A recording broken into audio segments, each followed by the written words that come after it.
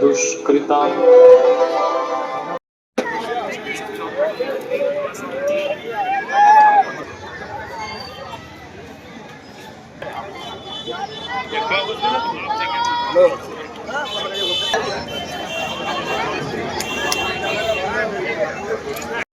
চার গ্রামের উদ্যোগে রাধা গোবিন্দ মন্দির কমিটির উদ্যোগে 7 দিন ধরে সপ্তাহব্যাপী যে ভাগবত পাঠ হয়েছিল তার আজকে শেষ দিন, সপ্তম দিনে আমাদের মানুষের সমাগম, প্রায় 10,000 মানুষের নারায়ণ সেবা, যেটাকে আমরা খিচুড়ি প্রসাদ বলি।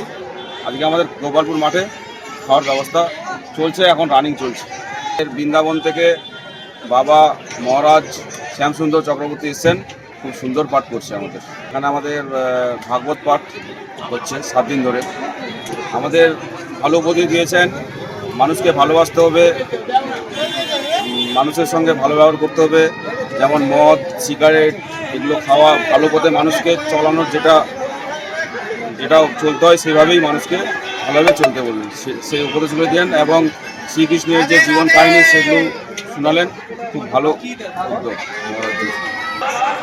আমাদের এখানে পলাশ দা, বাপ্পা দা, কাকু, আরও গ্রামের সমস্ত যুবক ভাইরা তারা খুব ভালো পরিশ্রম করেছে, তাদের উদ্যোগে বিশেষ করে এই প্রোগ্রামটা।